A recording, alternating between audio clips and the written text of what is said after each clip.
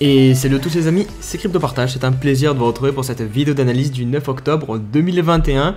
On a un marché crypto plutôt calme ce week-end, donc la vidéo risque d'être assez courte. Je vais uniquement passer quelques alts dans la vidéo et faire une analyse, un petit point rapide aussi sur le BTC. Mais globalement, vous le voyez à l'écran, la situation a très peu bougé comparé aux dernières vidéos. Donc là, on a un BTC aux alentours des 55 000 $, Ethereum 3600 $. Et du côté des alts, on a très peu d'alts qui se démarquent réellement. Vous voyez juste VeChain un petit peu dans le vert, plus 6%, le TRX aussi plus 6%, XLM aussi plus 6%.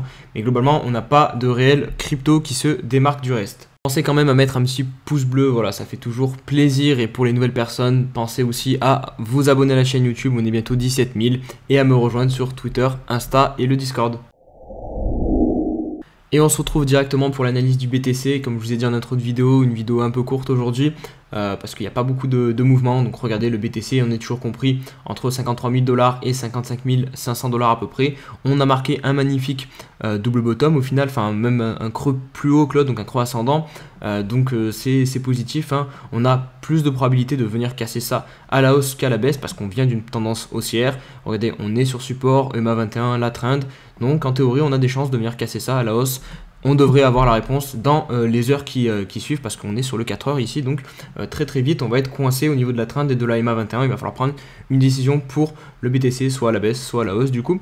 Mais voilà, on va pas trop tarder à être fixé, je pense. Au niveau de la volatilité, vous voyez, on peut constater ça, elle est en train de se compresser. Regardez, les bornes de Bollinger se rapprochent, et à chaque fois voilà, que les bornes se rapprochent beaucoup, au bout d'un moment, après, hop, on a une explosion du cours, enfin un retour de la volatilité. Sur le daily, pas de changement, on est toujours compris sous cette grosse résistance des 55 000, 56 000 $. Voilà, je vais pas répéter ce que je vous ai dit hier, la situation n'évolue pas. Et sur le weekly, ce qui est cool, c'est que hier, du coup, les professionnels ont clôturé la journée au-dessus de ce niveau des 52 000 et quelques dollars, donc c'est plutôt positif. J'espère que dimanche soir, on va bien tenir cette clôture aussi haute pour valider du coup un point haut plus haut que celui-ci, et qui nous permettrait d'avoir donc cette tendance haussière sur le weekly.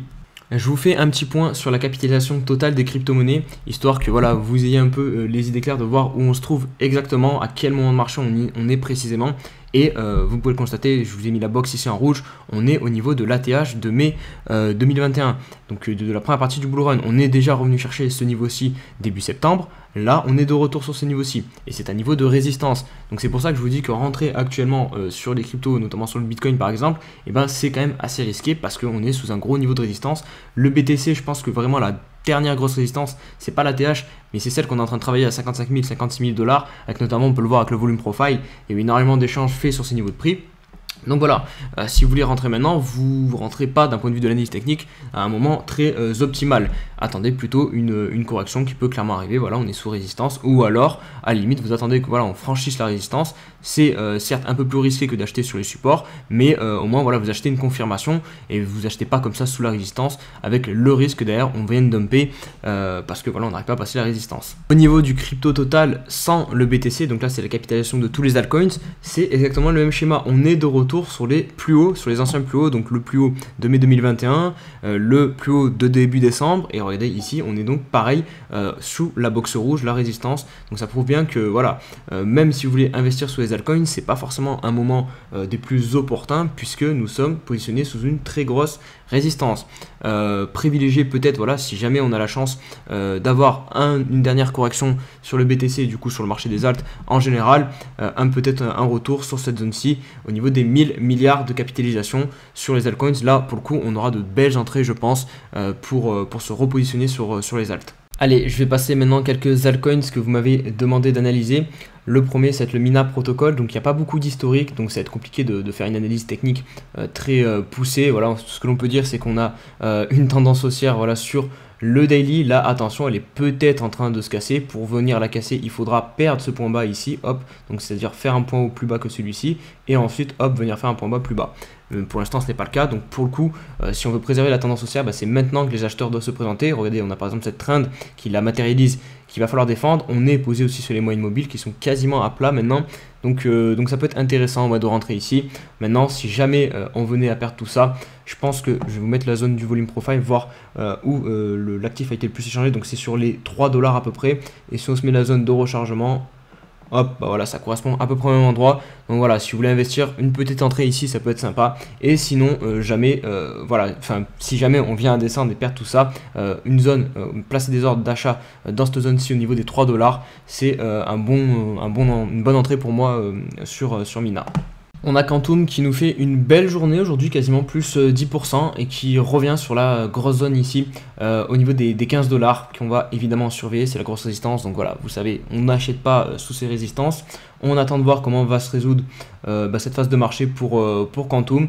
Et voilà, si jamais on vient à échouer, placer des ordres à ce niveau-ci à 8 $, ça pourrait être intéressant. Puisque vous le voyez, là on a eu cette figure de retournement de tendance à un double bottom, et ça serait intéressant de ne pas venir l'enfoncer. Donc si jamais on venait à redescendre ici, on pourrait avoir une petite consolidation avant de casser cette grosse résistance du coup ici. Mais voilà, les choses à surveiller au niveau du court terme, c'est cette zone des 15 $, voir si on réussit à passer. Et pour le coup, si on réussit à passer, je pense qu'on pourrait très vite se diriger vers l'ATH. Je vais mettre la zone ici où ça pourrait se compliquer un petit peu. Voilà, ça serait ici la future zone où on pourrait trouver des vendeurs qui essaieraient du coup de défendre le top, l'ATH. Donc ça serait aux alentours des 30 $. Une des cryptos qui performe le plus aujourd'hui, c'est pour ça que je fais un petit point dessus, donc c'est Veracity qui nous fait tout simplement un nouvel ATH à 0,06 $, là en cours de breakout, de break son ATH. On a des volumes, donc ça c'est plutôt cool. Je pense qu'on a voilà, du coup de grandes chances de valider cette sortie et de partir en price discovery derrière sur Veracity. Maintenant voilà, ne vous amusez pas aussi à FOMO dessus, même si là pour le coup on est en train du coup de casser la résistance. Donc c'est la deuxième option que je privilégie moins quand on arrive sur la résistance. Je vais vous identifier ça tout de suite. Hop, regardez, là c'est la résistance, on la casse. Donc ce que vous pouvez faire, c'est acheter ici. Voilà, vous achetez ici, vous validez le potentiel scénario où on part en price discovery parce qu'on casse la résistance. Mais voilà, ce que vous devez vous dire, c'est qu'on peut ici venir piéger les boules comme ça qui vont acheter la résistance et derrière venir dégueuler et ça soit un fake out. C'est le risque auquel vous vous exposez en achetant ici, mais c'est toujours mieux que d'acheter sous la résistance quand on l'a pas cassé. En tout cas pour moi, c'est comme ça que j'analyse. Sinon, si vous voulez vous positionner pour du long terme en regardant comme ça sur du weekly et en prenant le dernier mouvement ici qu'on est en train de faire, voilà, je remets tout simplement un petit rechargement Fibonacci, hop, cette zone-ci pour investir qui est en général ma zone préférentielle sur du weekly, 0,61, 0,78, aux alentours des 0,025 $.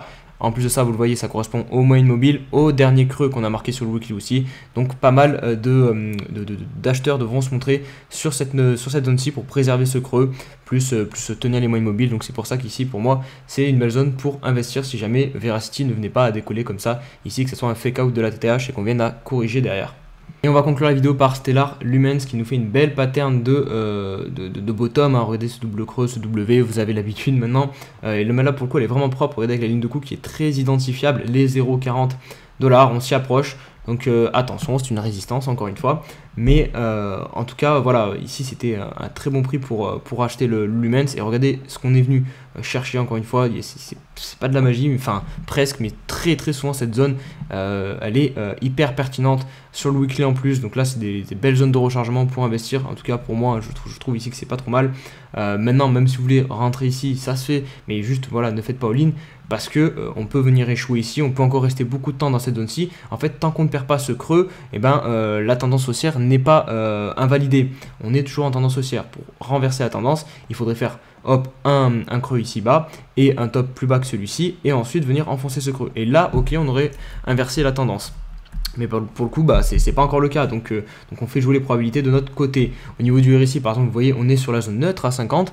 Donc en fait, si vous achetez ici, vous achetez dans un moment plutôt neutre. Vous n'êtes pas en train d'acheter l'euphorie, mais vous n'êtes pas en train d'acheter la douleur extrême en fait. C'est ça qu'il faut que vous compreniez pour ces entrées sur ces niveaux de prix.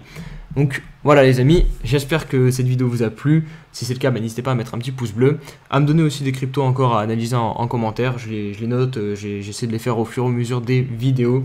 Passez un très bon week-end et on se dit à demain pour le crypto court. Allez, ciao ciao.